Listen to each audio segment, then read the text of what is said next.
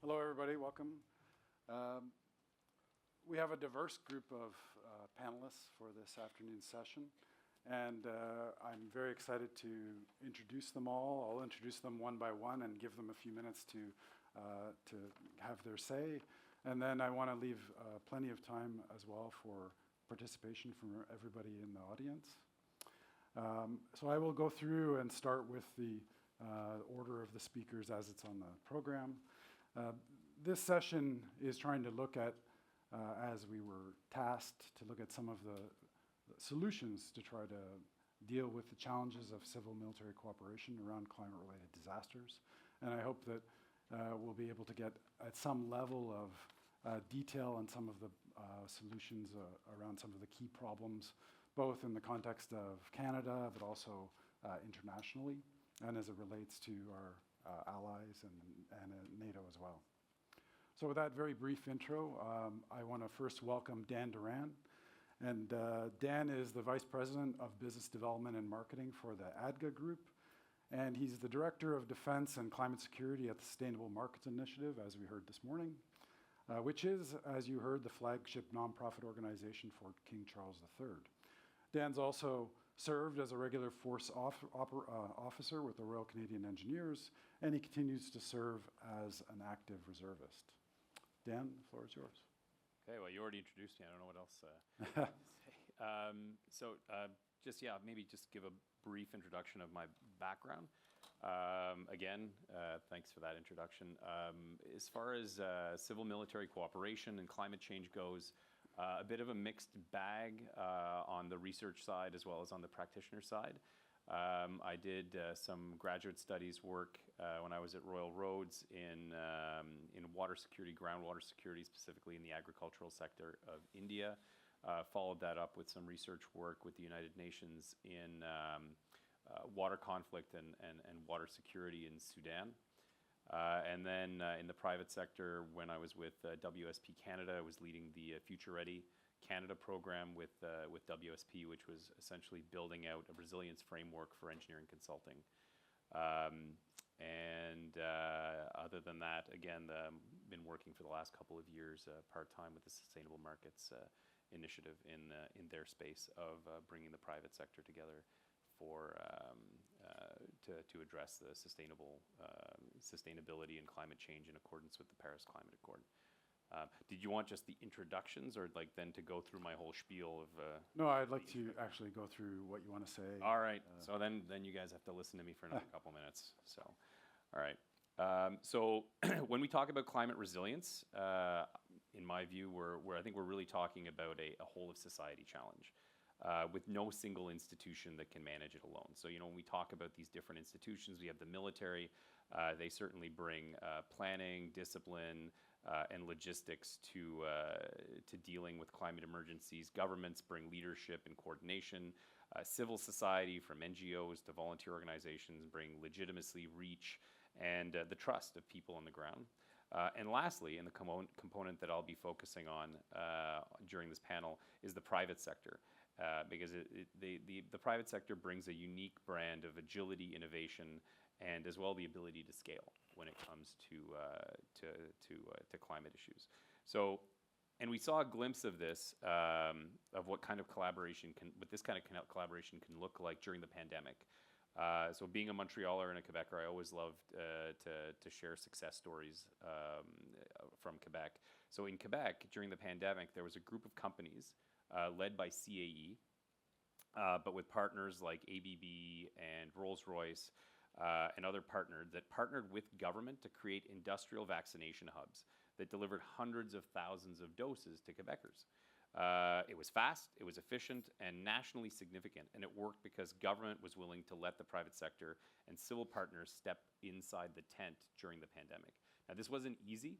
There was a huge trust barrier to overcome initially, and you can read this all in articles from La Presse and whatnot, but there was a trust barrier where obviously government had a reluctance to let industry to that degree in the door.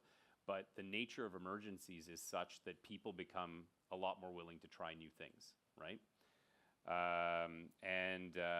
So that goes back to the real reason that model of private sector engagement in the context of the pandemic in Quebec worked was trust, is that they were able to establish a trust relationship.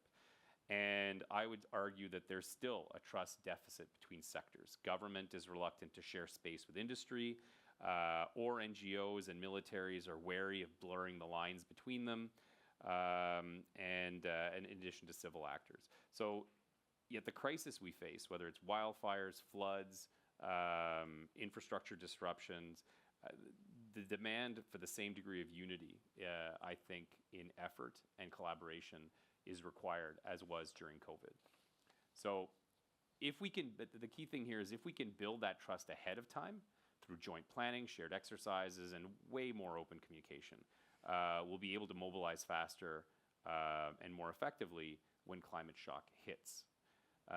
Again, the goal here, in my view, isn't to militarize resilience, nor to commercialize it.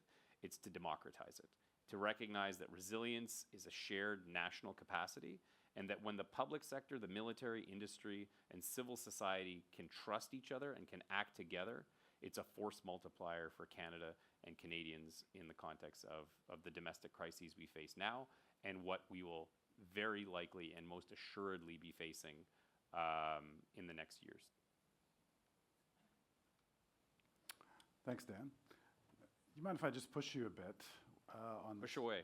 What can the private sector bring to disaster response, for example, or wildfire response, flooding response that the Canadian government can't, or which other non-governmental groups can't provide? Is there some particular niche that you think that they're better suited to? Well, I think it depends on the crisis, and it depends on the industries that are engaged. So I'll use an example of my former employer, WSP. So this is a national company, you know, from coast to coast, actually global. And so that employs thousands of engineers, scientists, environmental scientists, geomatics experts, civil engineering technicians. So, you know, to me, you have within a company like this a massive pool of talent that during these crises are typically not mobilized. So, you know, you tell me, if you have a flood that's underpinning or undercutting the stability of a bridge between Montreal and Laval, you know, if you're able to rapidly mobilize a structural engineer to go take a look at it to determine if it's still trafficable so people can get out of the flood zone, you know, to me that's an added value, right? If you're looking at even general contracting firms, it doesn't even have to be global firms. You look at general contracting firms, subcontract firms that own heavy equipment, that own you know, large volumes of different types of specialized equipment. If there were partnerships in place that allowed them to be mobilized for the various types of crises, whether it was a forest fire or a flood, to me it's self-evident that there's added value there in being able to bring these resources to bear. But you know, that requires planning, and then that requires trust, because at the 11th hour, when the flood is happening, when the forest fire is happening, and you're trying to manage all these contracts on the fly, which is what historically the government does. That's when it picks up the phone and starts calling contractors. One, the government is not in a great negotiating position, because it's like, I need 50 trucks. Do you now? Huh. Well, that's interesting. So, you know, it doesn't create an equal relationship, right? And it makes it a very transactional relationship. And exactly that I sort of, you know, caricatured that interaction.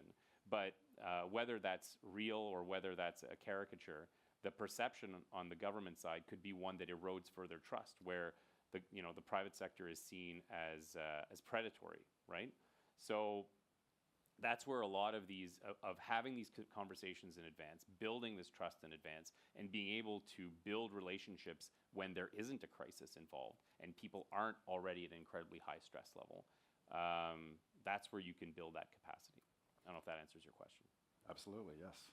And that begs the next question that's really, if we're going to try to create that trust and coordination, do you have any suggestions or advice about what kinds of mechanisms can be created to build that cooperation? Where should it sit? Should it sit provincially? Should it sit in combination with provincial and federal officials? Should it particular departments? How are we going to create, do we need to create a new national agency that coordinates this?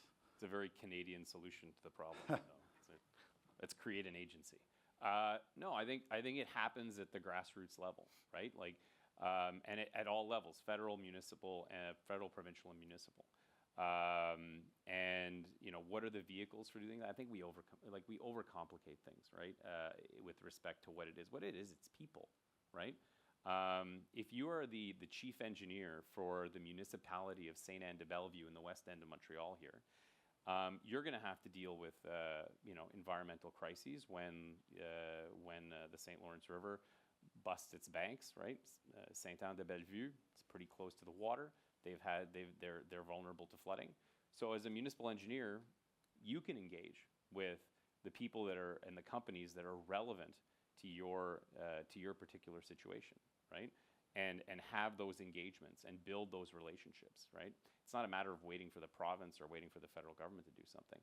I mean, to see leadership at that level and mandates, right? To be able to and create the conditions whereby companies are incentivized to be able to engage with the public sector. That to me, that's how you build trust. You build trust one relationship at a time.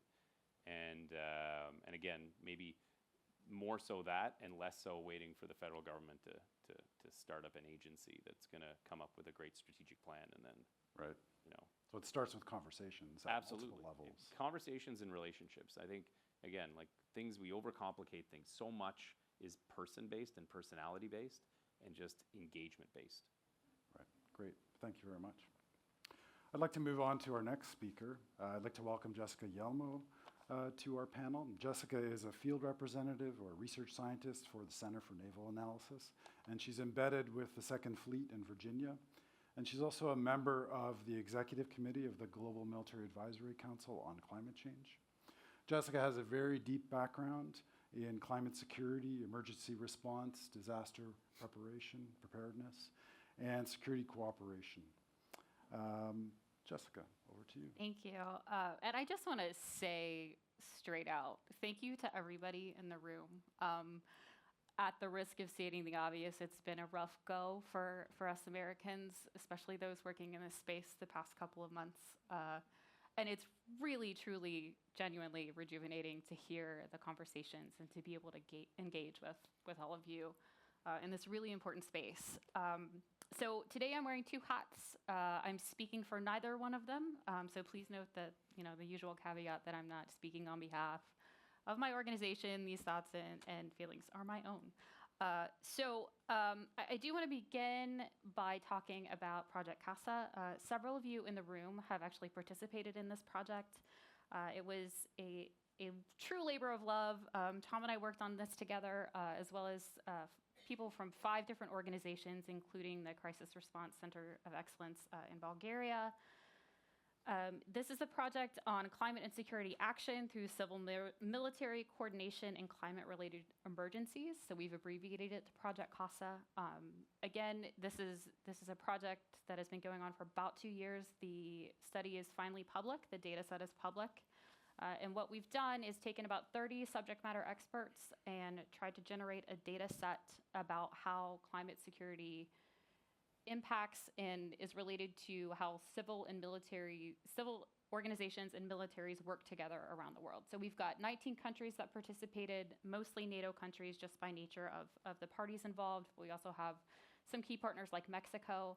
This is publicly available on www.projectcasa.org. So please feel free to go there if you review it and you see that your country of origin or country that you're currently working in is not listed there, and you would like to submit an application to fill out a form that includes your country in the data set, we would certainly welcome that.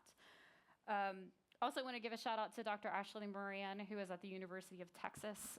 She couldn't be here today, but she was really the guiding light in all of this. And I say all of that to demonstrate that these kinds of collaborations are possible. So these were 5 organizations, diverse geography, diverse country participations, and diverse organizations. So again, please go visit the website because there's a lot of really great data there. I don't want to get too into the details, but I don't think it will surprise anybody in the room that we found a couple of trends. One, that the regulatory authorities differ in each of the countries. Two, the funding mechanisms differ. And three, the manpower differs. And I'm happy to talk more about that, but I know our time today is limited. So wearing my second hat, I am a research scientist at the Center for Naval Analysis. Some of you may be familiar with the 2007 report that CNA did about climate security as an issue that really kind of kicked the hornet's nest of this and brought attention to it. I am currently embedded with the staff at 2nd Fleet. So I work directly for Commander Perry, who is the 3-star admiral, who's dual-hatted as U.S. 2nd Fleet Commander as well as JFC Norfolk. I'm not speaking on behalf of them. I just want to make that clear. But I do research and get tasking from him. So climate is a collateral duty for me at this point, but since this is my background, I weave it into pretty much everything that we're doing, primarily as it relates to maritime homeland defense and defense security of civil authorities. I do want to give a little bit more of a deep dive into that whole area and hopefully provide some hope to people in the room, because I'm sure that this is a question that people have. Is whether, what's happening in the U.S. And I don't want to shine too bright of a light on it, but the work is continuing. And I do think that's an important message to carry forward. I live in coastal Virginia. I live in Hampton Roads. I work at NSA Hampton Roads. That area consists of 7 cities, about 1.8 million people. It's the number 2, Virginia, where Hampton Roads is the number 2 concentration in the U.S. of military personnel. So the reason I'm throwing all of those statistics at you is because I want to demonstrate how important civil military operations and coordination is to the entire community. There's a huge economic incentive for that cooperation as well as operational. And that work is continuing. So just last month, the city of Chesapeake, where I live, received a Defense Community Infrastructure Program grant for $11 million to help build a water line that supports the base. And as anybody, Esther, who works down the street at NATO ACT, we work on the same base. We have regular sunny day flooding. So this is something that we're already seeing. We're at the operational level, so either it's pier side or it's just trying to get to base every day. We're seeing these issues, and it's still taken seriously. So there's a lot happening at the federal level and a lot happening in the media, but please note that the work is still continuing. The Readiness and Environmental Protection Program, and that's a federal program that does cost sharing agreements between the different service branches and state and local governments, that is continuing. The newest Sentinel Landscape, which is another federal program between the Department of Interior, DOD, or DOW, the United States Department of Agriculture, as well as state and local officials, are working together. The latest is the Virginia Security Corridor, and they're doing land protection, sustainable land management. Also, there's a lot of different ways that these civil and military organizations are working together. So going after those funding, that's a true civil military effort. So it's not just about how you respond to climate emergencies, it's about how we're preparing for it. Also want to give a shout out to Penny Beams, wherever you are, and the work that they're doing at the University of Alabama and the Global Water Security Center. That's directly supporting the Department of Defense. So thank you for your work there. Also want to highlight them because these are innovative ways that civil institutions and militaries can work together. So whether it is putting a scientist downrange, like we do at CNA, or partnering with the university. I know Stanford is working with the Naval Postgraduate School, Auburn University and their Applied Research Institute. They're doing a lot of work with the Army. There are all kinds of these innovative partnerships. And I know I've thrown a lot of data points at you, but there's a lot happening, and they're really innovative ways to partner to get at this problem set. So I'll leave it there, but please know that there's hope and there's still activity happening in this space. Thank you, Jessica.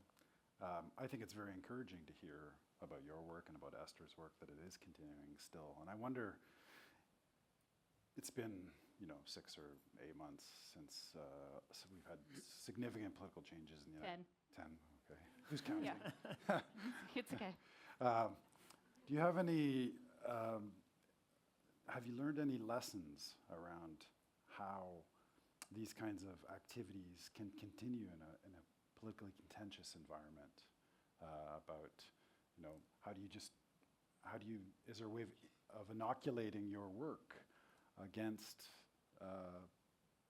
political contention or is there a way of finding, is there a strategy that you and your colleagues are pursuing to try to make your work effective in this environment? Well, I probably shouldn't be up on stage talking about it, but yeah. So like in any case, right? You use the right words. We have changed the way that we talk about it, but that's not any different than the way I talk to my mom about what I do, right? The way I talk to my boss, who is a 3-star admiral, is very different than the way that I talk to my brother, right? And so now we're using different words to describe what we do that I think connect with our intended audience a little bit better. Right. But the work continues, and we may shift that language a little bit, but the output is the same. Does it change who's in the room with you when you're making these decisions or doing this work? Does it require a bigger tent, in other words, in order to make it a little more effective politically?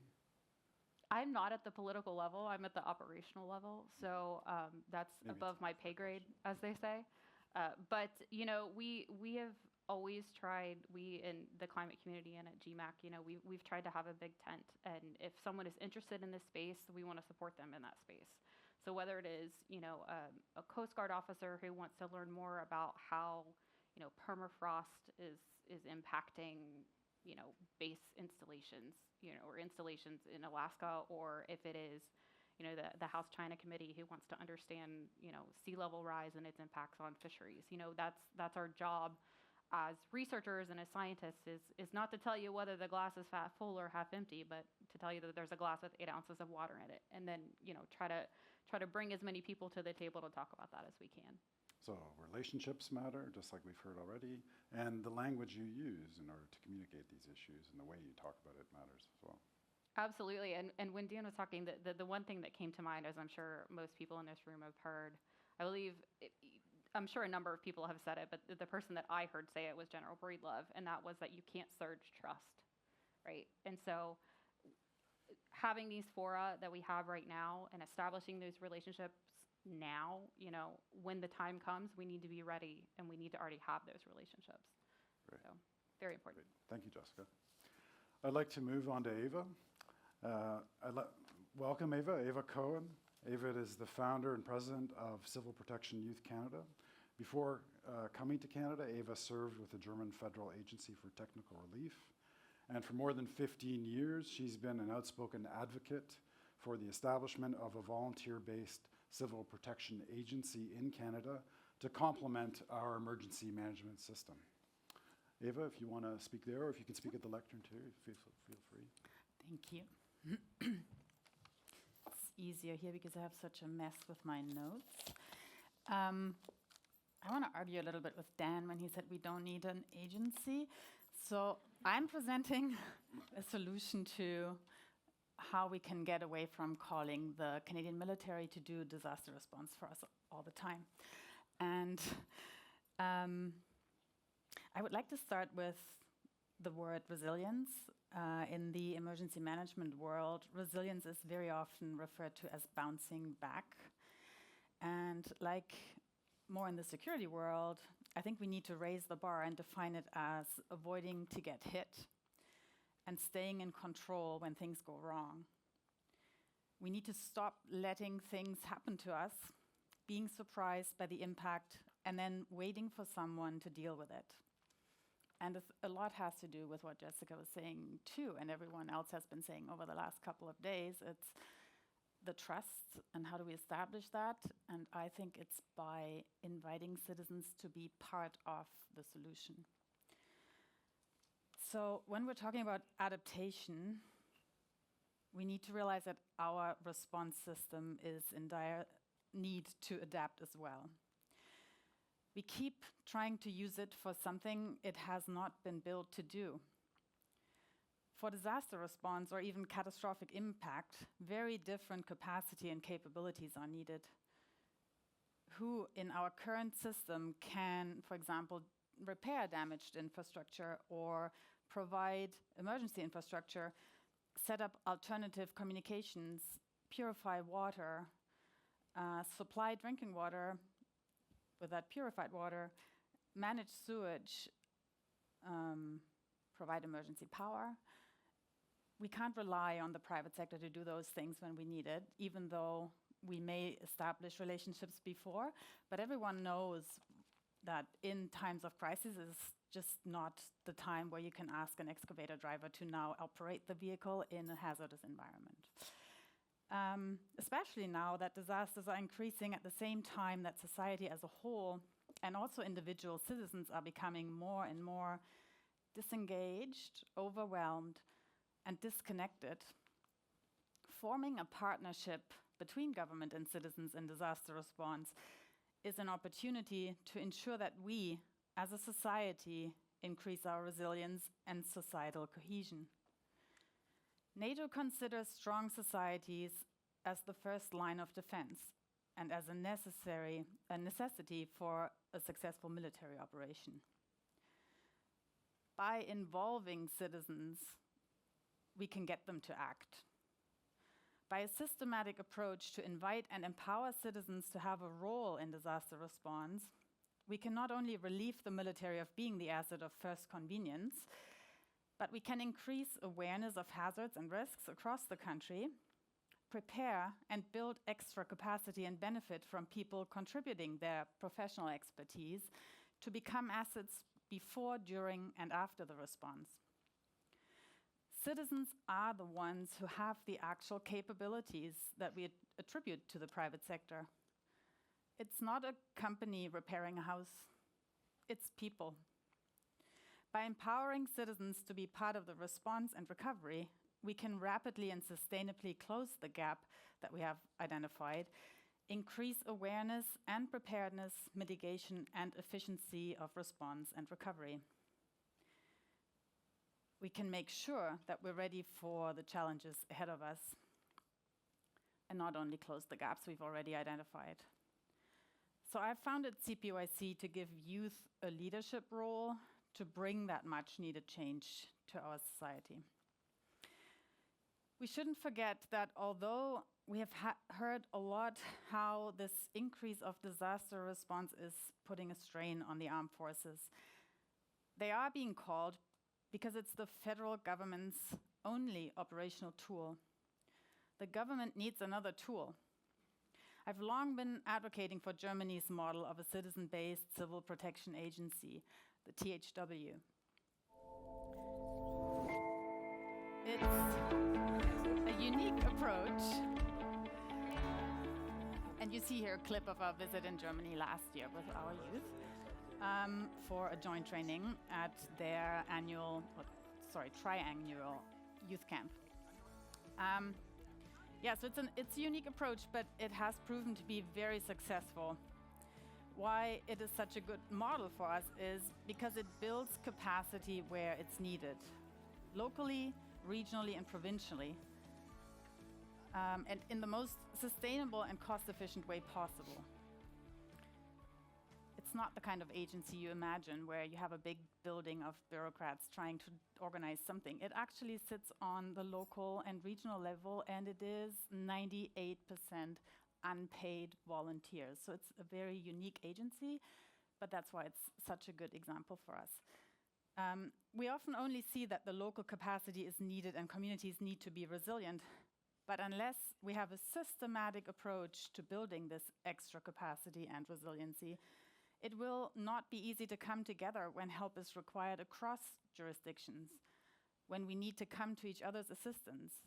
Whatever we do next, we should ensure that it can scale up. Just like within the military, we need the structure that allows for rapid deployments, interoperability, reliability, predictability, and a seamless mechanism for surge capacity rotation.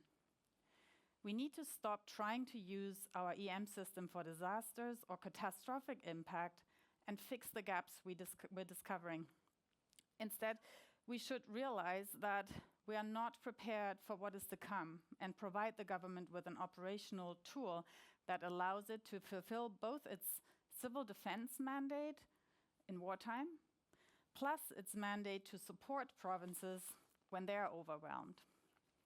But we shouldn't have to wait until they are. We need to change from being reactive to proactive. If we're sending any assets, it's always reactive. Germany's model ensures that the required capacity and capabilities are proactively where they're needed and are continuously trained and practiced in non-disaster times. With this approach, we can address one of the threats we have only slightly touched upon yesterday, societal cohesion in times of crisis. And I'll leave it here. Thank you, Eva. I also wanted to encourage everybody who has questions to please submit your questions through the app so that I can see them here and bring them to our panelists. I wonder, Eva, if I might just push you on one issue. Why do you think the citizens-based approach, especially the model that is being used in Germany, why do you think that's a good solution for Canada and Canada's context? Yeah, so first of all, because I think it really fits in our jurisdictions and our legislation, even though everybody always says, oh, we can't do anything federal because provinces have jurisdiction. It's really not true in that sense, that it's the federal government that has the civil defense mandate. And civil defense is basically to ensure the survival of the population. And in non-war times, when we think about what capabilities are needed, they're basically the same capabilities we need for disasters or catastrophic impact. And so in non-war times, the federal government has the mandate to support provinces when they come to their capacity limit. I think that right now the provinces really don't have very much of their own capacity other than emergency management. And although they do have cooperation with NGOs that are there to support emergency response, we don't have this capability that the Canadian Armed Forces bring, and that's why they're being called all the time. And so the citizen-based is such a good model for us because of the geographical realities that we have and people being in remote communities where we could, with this modular approach that Germany has, focus on community resilience rather than those technical specialty modules. And so the approach really allows us to build the capacity that we need with the capabilities we need where we need it. And then the other aspect I would like to add is what I was ending with. Only if we include citizens to be part of the solution, I think we can prevent the, I almost want to go to that point, but the civil unrest that can otherwise really threaten our societies when people think that they've been left alone and not everything has been done to help out. Right. But 2 years ago, during a climate change and security conference that CSAC ran in Montreal, we had a representative from the Canadian Armed Forces talking about Operation Lentis in British Columbia. And he talked about how when his unit moved into some communities in rural parts of British Columbia, there was a tremendous amount of distrust and sometimes hostility towards the military's arrival in their communities. Would this kind of civil protection model be able to alleviate some of that distrust and suspicion that exists in some places? And we saw it actually as well in the United States in responding to the hurricane a year and a half ago, I think. Yeah, I think, as far as I know, in Canada, usually people are very, very happy to see the military come. And mostly, I think that is also really a moral boost to see that their hardship has been recognized, the military is coming to help. But I think what you're saying is also very true for international response. So as a country, if we want to send help abroad or want to be part of that community that actually sends their civil protection assets abroad to help, the military is not always the best place to be able to do that. And so in general, it's a better approach to include citizens in this system. And I think the trust in between communities and neighbors and seeing that you're part of the response is obviously not to be underestimated. One of the reasons why we do call on the military in this country to respond is because they have the capabilities to be able to respond quickly and where needed. They have the helicopters, the planes, the trucks. in this German model, is the organization given that kind of capability, or do you work with other units within the government, the federal government, in order to coordinate response? Yeah, so that's the difference in geography. Basically, THW has a lot of specialty equipment, but no air capacity. So that is being shared as an agency with the other agencies. So the police, for example, has helicopters, and the military, that's the close cooperation with transport as well, but also private sector planes are being used as well. So establishing those relationships as contracts basically to make that work is always a very good option for those tasks. Right. But in general, as I said earlier, with this very cost-effective system, Germany has managed to create a pool of a reserve of equipment and people being able to operate it. So that is basically the safety net that is there when the emergency response system is just not able to provide the same tools and equipment. The military, we say, is the expert to come and do that, but are they? When you look at the training that goes into these kinds of responses, or when you look at the military equipment that often gets used in response, that's not made to be used in disaster response. It's made for war fighting, and we're repurposing it to serve because we want to help. But it's not the main mandate of the military to do that, and we can argue about this, but I think it's not the best use of the equipment. So having specialty equipment like high capacity pumps that can pump 25,000 liters a minute out of an area that maybe otherwise have a dike breach is a capability that we should have and we can have if the resources are divided in a way that it makes sense. And so that's one of those beauties in the German system. Obviously, we would have to start building it and have an initial cost, which would be an investment, not a cost.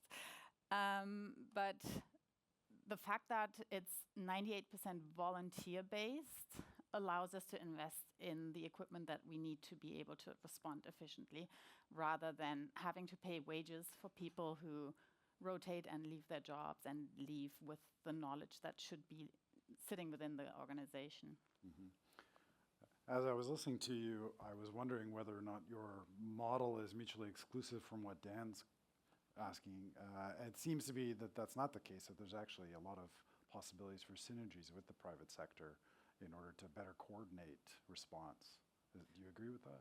Yeah, and I didn't want to be too provocative. It was just because you said we didn't need an agency.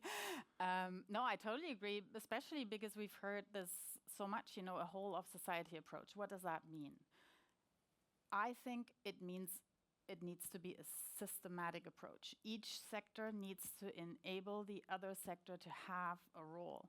And so, especially for us here in Canada now that we want to create this new culture of being part of the response system, I think the private sector has a crucial role in making that possible. One of the examples, again, from Germany is that there is a wage reimbursement system. So the government basically makes sure that volunteers for the agency can leave when they're needed, and that the employer has the opportunity to ask to have wages for this employee that they're losing reimbursed. Very often, as you can imagine, the private sector doesn't want that reimbursement and says this is our corporate social responsibility and we're very happy to help. Because usually that is in a disaster or catastrophic scenario where typically the business is not really able to operate anyway when you think of it. So very often it just makes sense to have a system where each sector gets enabled by the other. And so I think, especially in Canada, the private sector should have a really big role in it. And also, as we're building it, with some examples that Dan was giving, you have to imagine the system as people who have the expertise and the professional expertise are willing to volunteer their expertise. So while we are going to start to build capacity through youth and getting adults to want to be part of this, we can already tap into people who have the professional expertise to be able to contribute that as a volunteer. Right. And so I think that would be a crucial building block in us establishing something like this. Great, thank you. Lastly, I'd like to turn to Dr. Lloyd Chubbs. Lloyd is with the Canadian Joint Operations Command as an environmental management and energy management advisor, supporting Canadian Armed Forces deployed and in foreign and domestic operations. Lloyd has also served for 32 years in the Canadian Armed Forces. I think you're an engineer by training, aren't you, Lloyd? Yeah, but two trades. Two trades. And he's been deployed on multiple international deployments. Floor is yours, Lloyd. Thank you. First of all, I'd like to thank the organizers for inviting me. I think I probably was the last person invited to this activity, but I'm very pleased to be engaged in the climate discussions again. It's very interesting to be the last person to discuss topics when I hear Dan talk or Eva talk or Jessica, because there's some interesting discussions. So yes, I work for the Canadian Joint Operations Command. I've been on 6 international deployments. I've been on 2 domestic operations as well. One of them happened near here in 1990, called the Olcott crisis, but also responded to forest fires in northern Quebec a year later. Things have changed. Our headquarters, our organization, manage what's called Oplentis. Everybody's heard of Oplentis, and everybody's making statements about the impact to the military, how it's straining our resources. Should we be the easy button, as some people say? Again, I am not here to give the view of all of the Canadian Armed Forces and all of the Department of National Defense on this. I'll sort of approach this from three pieces. In terms of coordination, I don't think this is a barrier from a domestic operations perspective. Whenever we are asked to support, and Oplentis is called upon to respond to a forest fire in response to a provincial request for assistance, the coordination starts from that point on. There's already prior coordination. You have to remember, our regional organizations are coordinating with civilian authorities probably on a regular basis. The idea of when we are geographically located is we try to work with our civilian authorities, our commercial authorities, industry, academia, as much as we can. The military has always been seen as sort of you're the person in the shadows. We're not sure what you do.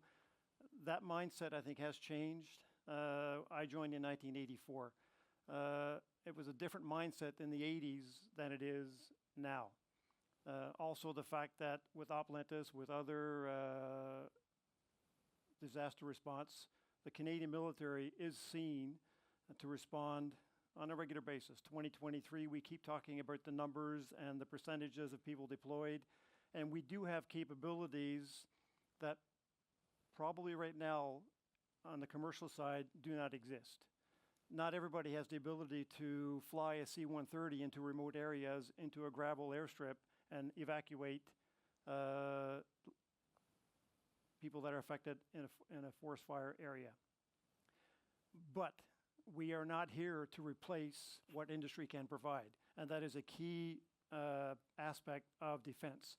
We can never be seen to be a competitor to local industry. We have heavy equipment. Our engineers have heavy equipment. We could go anywhere and in very short notice, but we have to consider how will that be seen by the local industry. So we should not be competing and removing business from a local industry, whether it's heavy equipment, whether it is firefighting, et cetera. So these are things that need to be considered as well. We also have to remember that when it comes to coordination, we have plans for everything. So Oplentis is a very detailed plan which explains what coordination is done once Oplentis is activated. So it is local, it is provincial coordination, and then it goes, as you go down to the actual military forces that are going to be deployed in support of the forest fire in Alberta, is who do they coordinate with? There are times I think we maybe over-coordinate and overcomplicate things, but the first thing that will happen is all of the concerned parties will get together to coordinate the activities. What we also must remember that the military are in support of a civilian organization. We are not the lead on a domestic response. We are there to provide capabilities that the provincial authorities or the federal authorities have deemed are not within their capacity. Again, we talk a lot about airlift, whether it is the helicopters or it is the C-130, the Hercules. We also do a lot of logistical support. Why? Because we are well trained in providing logistic support in remote areas. There's that as well. We do not provide the frontline forest fighters, firefighters. We provide level 3 maybe, but again, so there are certain capabilities that we will provide, some that we are not able to provide. It's interesting because about a few days ago, and maybe I should have known this before, but when we talk about coordination, so the Canadian Army modernization, and this is not secret information, under the Canadian Army modernization program, they have decided to stand up a Defence of Canada division. Now, is that sort of the agency that is being created? They are restructuring in terms of which entities will respond to certain tasks. So we have a Defence of Canada agency, we have a division, a logistics or support division, and a training division. It is meant to be how we respond more efficiently to certain specific tasks. So will the Defence of Canada division be responsible for Oplentis? That is sort of the intent, but it is not finalized as we speak. The other issue the other topic that was on sort of the points are dual use infrastructure. I don't think we need dual use infrastructure in Canada for domestic operations. Why? I'm a military engineer. I was artillery before that, but I'm also an environmental engineer. You don't need to create infrastructure for something that potentially is only going to be used for 1 month of the year. As long as the coordination happens, why establish an organization infrastructure to better coordinate when, as I say, if it isn't broken, why fix it? The other issue is, and I witnessed this in NATO, I spent 9 years there, trying to bring in non-military entities, NGOs, even OGDs, into a military infrastructure. Many people don't realize that we wanted to do coordination with NGOs in NATO a number of years back when I was there. The NGOs could not get inside the building because they did not have the security clearance. I don't think that is an issue from a domestic operation. There is no security issues, but something as simple as that is how do you embed everybody in the same organization when different organizations have different security requirements? There are people in the Canadian Armed Forces that cannot even come to where I work in my building because they need to have the extra pass to get inside my building. So we like our security, don't worry. And NATO was no different. I think I had to badge only twice to get up to my office. But we have different levels of security. So I've seen it as a challenge in NATO. I don't see it as a problem in Canada. Whether it is the military going as a liaison to the provincial emergency office to coordinate with them, or whether it is the military setting up a sort of a field camp and then the coordinating entity is there to respond to that domestic operation, I think it works. It worked way back when I did it in 1990, 1991. I think it works right now. So I don't think the dual-use infrastructure is something that needs to be really pushed too far. The last topic is about data sharing. And believe me, data sharing even internally to my organization is a nightmare. We are very poor at sharing data internally and externally. I think there are opportunities. I recently found this website called Climate Data, which is through Environment and Climate Change Canada. I may be the only person in my building that knows that it exists. But we would like to do climate risk profiles we've done them for some of our bases. Maybe we should do it for other operations as well. In the military, we have what's called mapping and charting establishment. We have a lot of geomatics data. They were one of the first entities to survey the north of Canada 100 years ago. We have a lot of intelligence organizations. We have a lot of data. Civilian entities have a lot of data. I don't think we are still good at sharing that data, but there are opportunities there, especially from the climate area, where we could look at sharing information better, and that information will help us in our planning as well. There are a number of obstacles that need to be overcome before that is possible because, again, information management, information security is problematic at times. Again, I can only focus on sort of the Canadian Armed Forces. That's who I work with right now. Even though I spent 9 years in NATO, I will not comment on NATO. But I think one of the biggest barriers we have right now, or one of the biggest challenges we have right now, and I mentioned that this morning, is that it is yet to be embedded into the doctrine and the policies, the procedures of national defense or the Canadian Armed Forces. There are many people working on the topic, but there is no owner of the topic, I think, right now in the Canadian Armed Forces. So if we want to look at how will climate events impact future operations,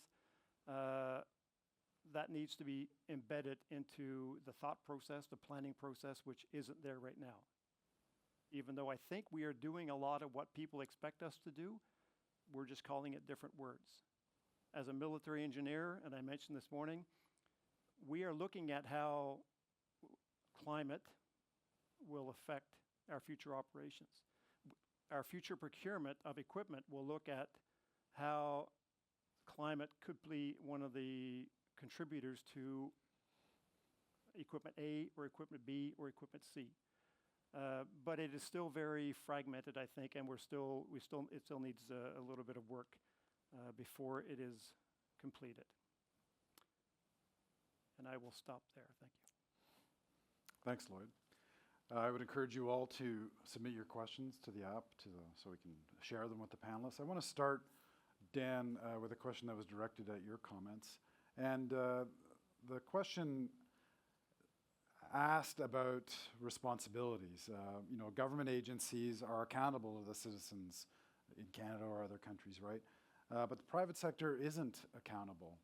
And how do we balance, if we're going to increasingly use the private sector in disaster response operations, how do we balance or mitigate that risk that exists? And I start with you, but of course anybody on the panel who wants to respond to this, please. Yeah, so I mean, I would disagree with both ends of that statement.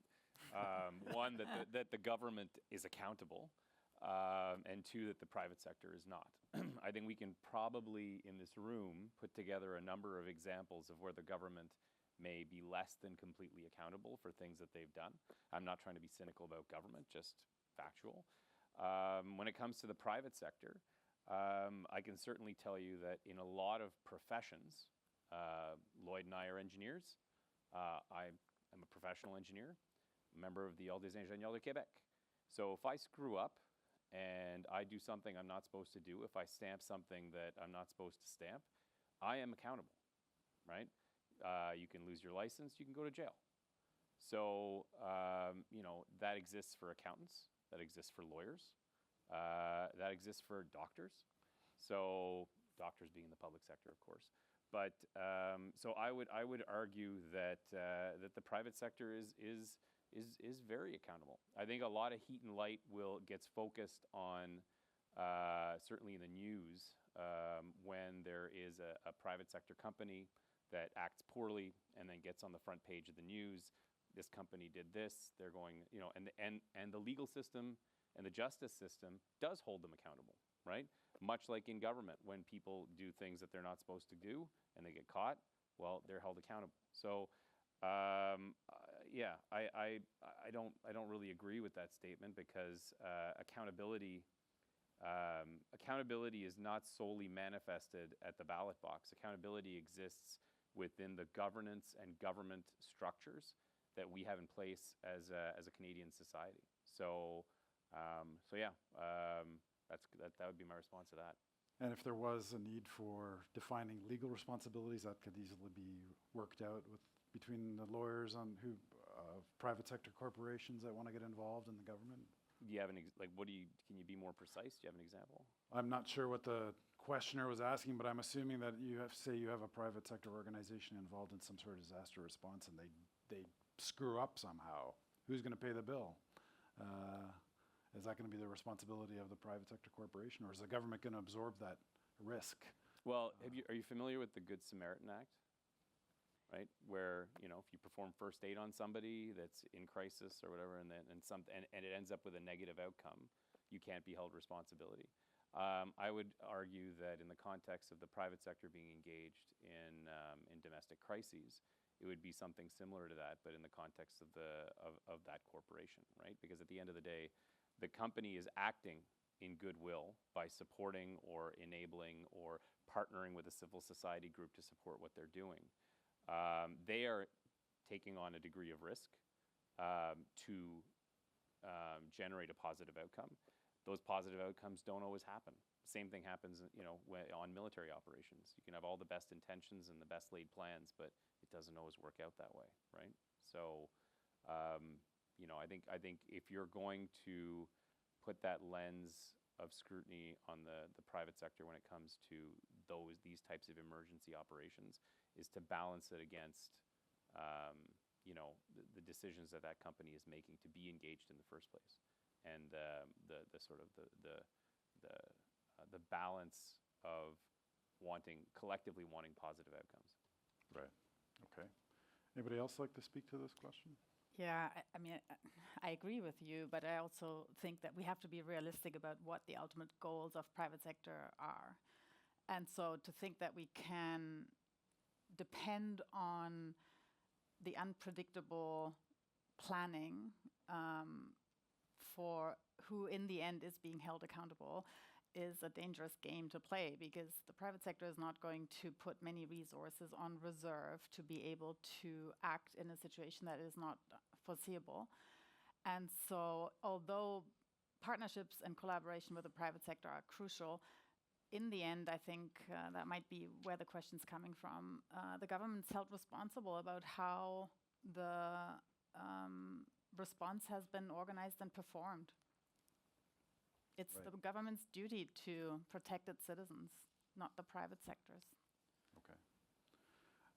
Ava, I want to follow up with you because there were a couple of questions from audience members who are curious about the kinds of capabilities that your civilian agency would be able to undertake in a disaster. Can you be more specific about the kinds? You already mentioned that, for example, that you wouldn't have air assets likely, that you would still have to partner with police or military organizations that would have those kinds of assets. Can you be more specific about the kinds of tasks and capabilities that such an agency or such a group would undertake? Yeah, sure. And I think that's also partly why we played the video, is just to show a little bit about what capabilities are actually missing or needed.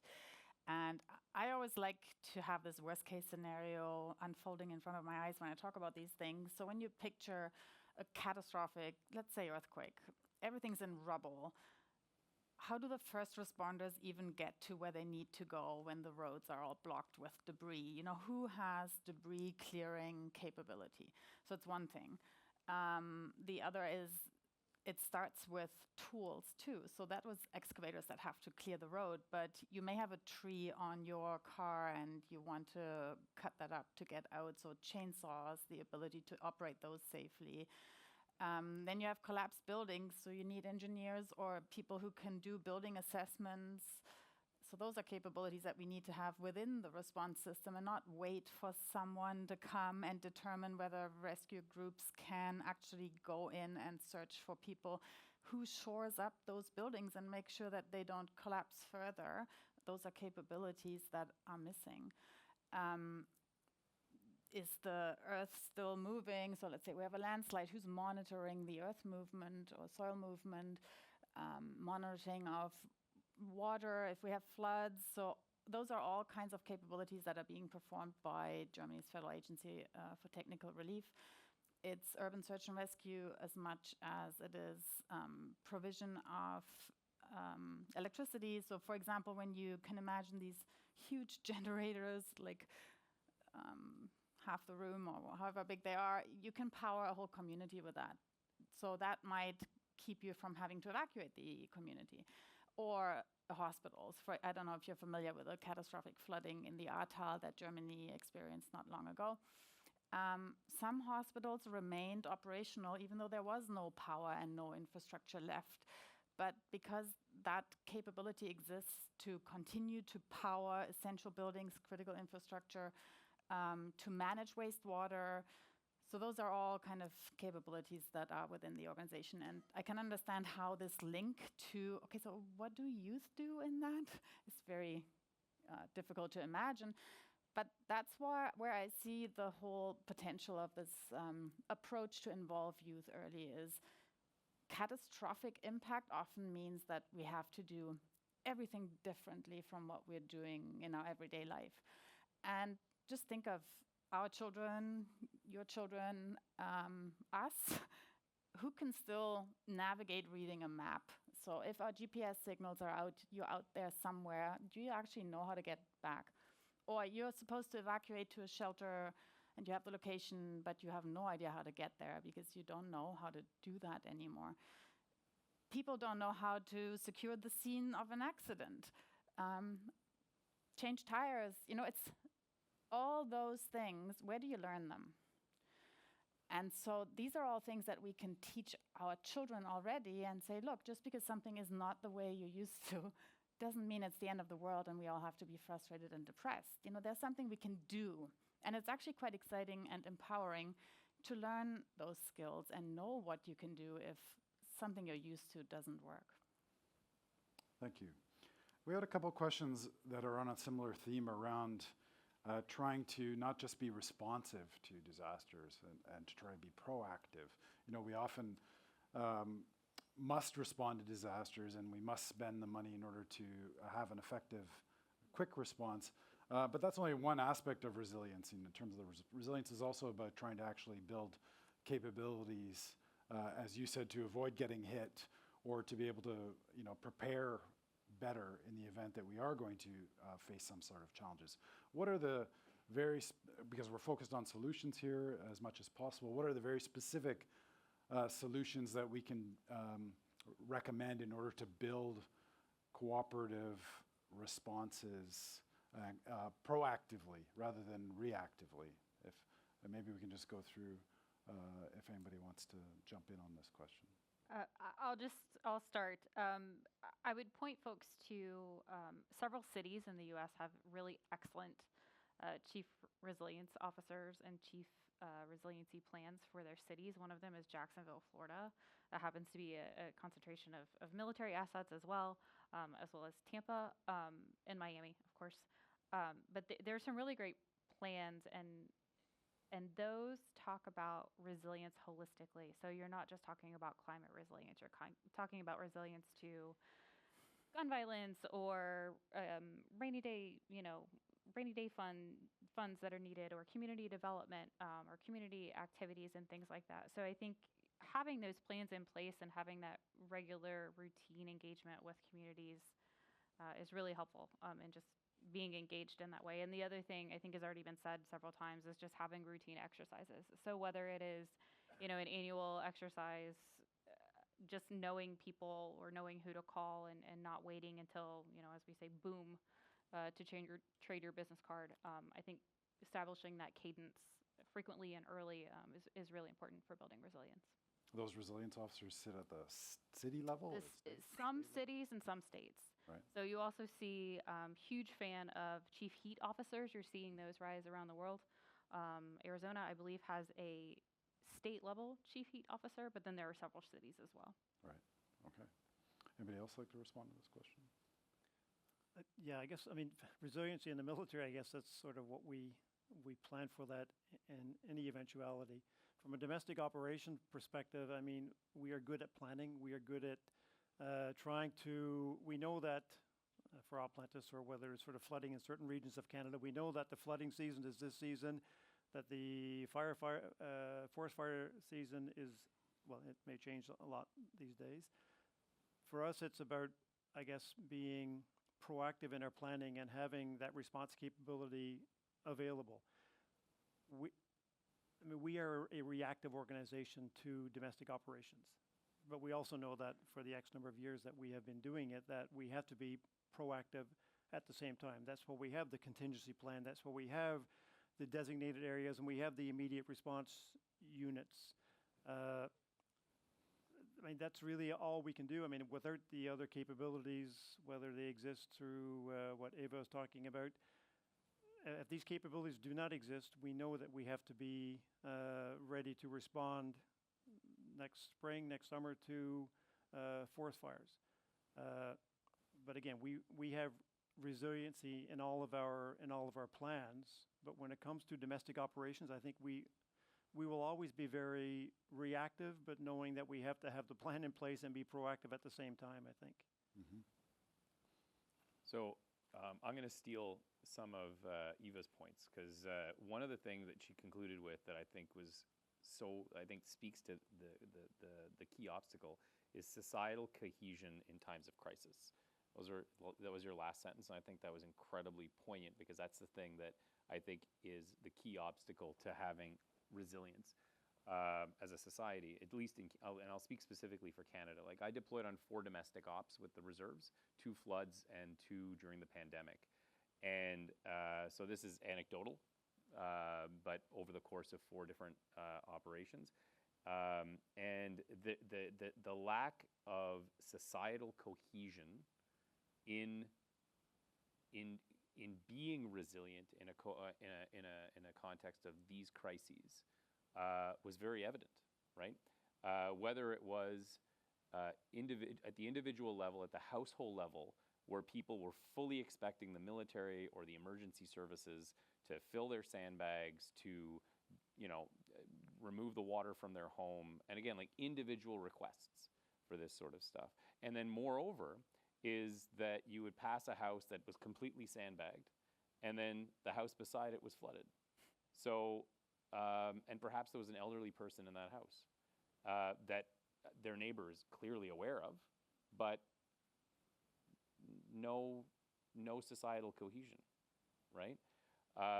During the COVID crisis, for those of you that live in Montreal, CHSLDs that were abandoned by the staff, right? When we deployed during the pandemic for COVID in Montreal, I was sending 18-year-old soldiers into abandoned CHLDs where they had to go and Do you want to explain what those are? CHLD, retirement homes, old age provincial. I don't know what the English version is for it. Provincially run retirement homes that had been abandoned by the staff because now some of the staff had fallen ill and it became a hazardous place to work. But the military went in, and there were people still in these homes. This to me, I think, underscores the vulnerability that Eva was alluding to with respect to this notion of societal cohesion. So I think that's the first step as a society. If we want to build resilience, I think we need to re-examine who we are as a society, and maybe be a little bit more collectivist, like the Germans clearly are, and maybe a little less individualistic. Can I just add on to that? If you have not gotten a chance to sidebar with Dr. Heffernan, if you are still here, exactly what you're saying is part of the reason why his team doing the work on mis and disinformation, especially as it relates to climate, is so important. Because what we're also seeing is the weaponization of those information environments in disasters. So we saw it in the U.S. Most recently, I think in the Hawaii wildfires, where there was a rapid information campaign by adversaries. I won't say who, but I'm pretty sure you all can guess.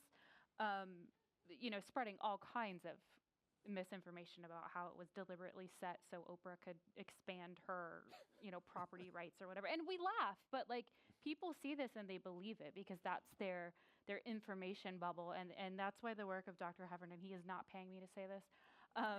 That's why his work is so important. And I genuinely mean it when I say that I'm a fan of so many people in this room right now, because the work that we're doing is really, really important. Thank you.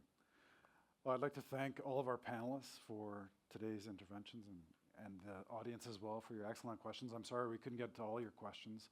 I would encourage you to look to the Project CASA website, because Jessica just scratched the surface of what's in that project where the Project CASA members actually surveyed and have many examples from different countries, both of the regulatory and legal frameworks for disaster response, but also different models for how it's actually done operationally. And it's a useful starting point.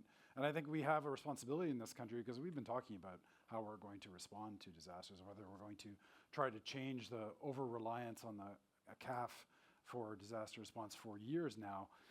Maybe this is a great opportunity to actually do something, to actually take some concrete steps to bring in new models and cooperation and dialogue, as many of our panelists have been suggesting. So join me in thanking our panelists, and thank you all.